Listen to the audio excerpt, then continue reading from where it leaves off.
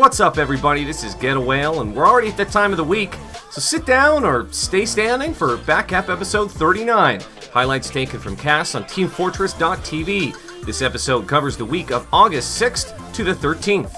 This episode, we've got highlights from the spectacular i58 fundraiser show match between Full Tilt and Crowns eSports in round 1 of the ESEA double elimination playoffs between FROYO Black and RONIN. In the news, we bring you what FACEIT has been up to, a new sponsor entering the European scene, news on an upcoming update, word on the next edition of the TF2 comic series, i58 schedules, and a reminder about the ESEA Newbie Drive. First up, FROYO Black versus RONIN. Players, but to no avail. Yeah, Mela up on Sniper, very aggressive peek all the way in through lobby, trying to get a bead onto Habib, looking for shade. He's going to be able to see him, and he takes him down, and everybody on FROYO Black is surely going to go down here. Now have the sneaky sneaks in there. Oh, there it is! He gets it! He decloaks right in time, and backstab Shade. That's the second drop Mela has gotten onto Shade this game, and that might be game, set, match. A 20-second respawn, RONIN edges out their Uber advantage, making it 20%. They are pushing into last. Mela just wobbling himself onto the point, getting some time off. No pop just yet. They are getting frags before the Uber. Shade goes down before he can get his, and this is disastrous for FROYO Black. This is not how they want this to end up, but Habib is somehow managing to defend this point, hitting every pipe that he shoots along with a sticky, taunting it off at the end. Speak of, it looks like he's lining up a backstab onto Mela. He's had Mela's number so far this series. He is getting in decent position. He's beelining right onto Nursey. He clicks on her back, and that's going to drop the Uber from RONIN's medic. On Snakewater, FROYO Black looked a little weak. The end result of that was RONIN taking the map 5-1. For Sunshine, FROYO Black turned the score around and brought it back decisively with a 5-2 victory, forcing a third map. RONIN didn't give up, though. He slowly grinded Granary out over the full hour, ending it at 4-1 in their favor.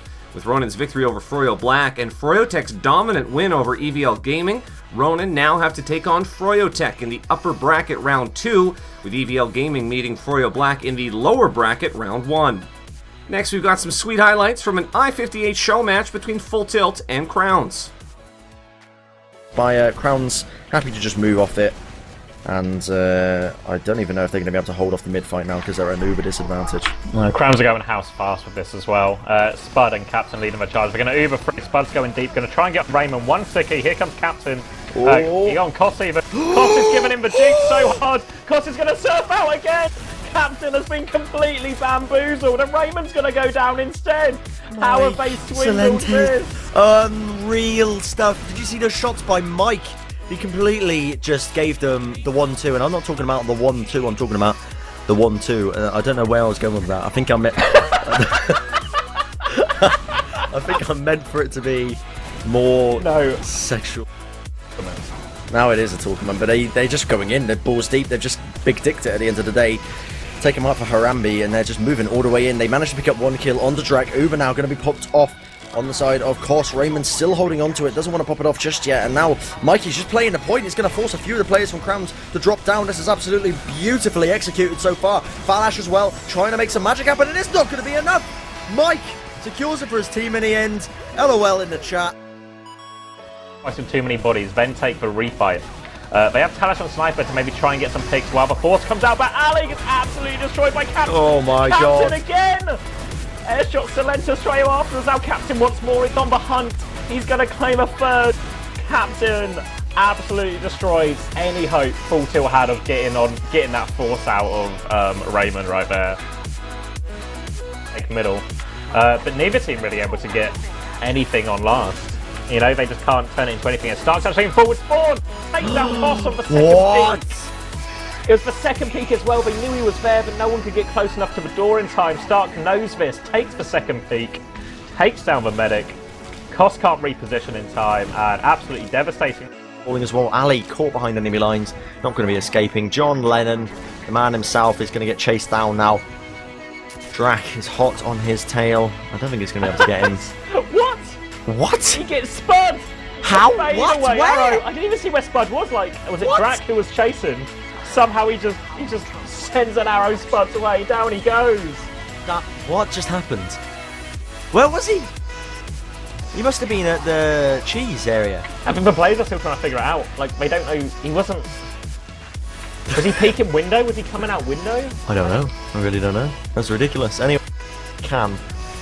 And, Ali, you should. What? What's going on? He's doing it for melee! No way! What? What's going on? He's not going to get another one, is he? He's not going to get happy. Surely not. Surely not. He's chasing him Melee's down. out. No! What was going on? He was 4K, including a medic pick, 2 melee kills, and he just walked forward on mid.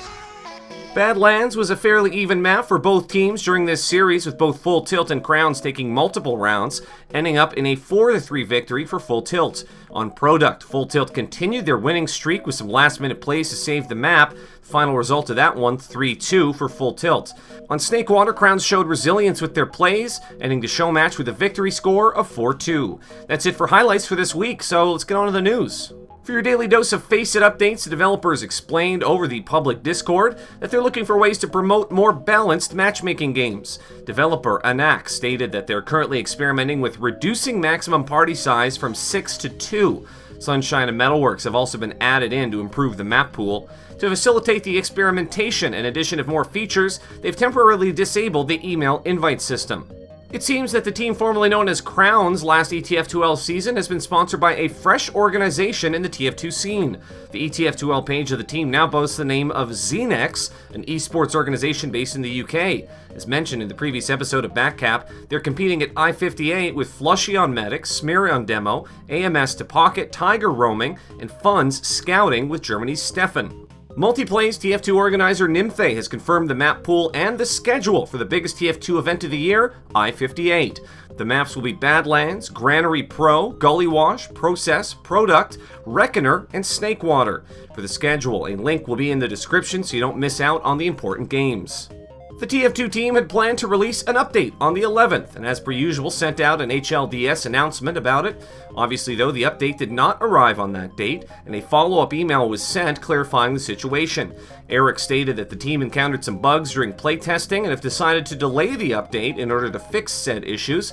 They're hoping to release the update the 12th. The final email sent out by Eric explained that they've postponed the update now to next week. While it would be great to get our hands on the update, we should appreciate the commitment to polish that the dev team has. Should note that the contents of the update are unknown, so it could very well be a bunch of localization updates.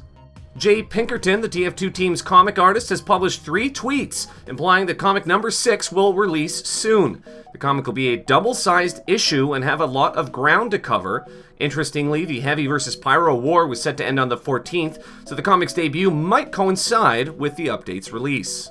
A reminder to any North Americans willing to play the next ESEA season, Kevin Espone is still running the Newbie Mixed Drive to empower new players with the skills they need to slay their opponents with precision and guns. Players with and without UGC experience are welcome as the group looks to place you in a team amongst other newbies to experience your first season of intense competition. There's more information on that available in the description. Well, that's it for episode 39. If we haven't hyped it up enough already, make sure you've written down the dates for i58 in your diary or your mother's calendar, your mother's grandmother's diary. Call in sick to work if you have to. And if you're not working, call in sick to your social life. August 26th through the 28th, you're going to be busy with very, very important things. My name is Getawale, and we will catch you next time on Backcap.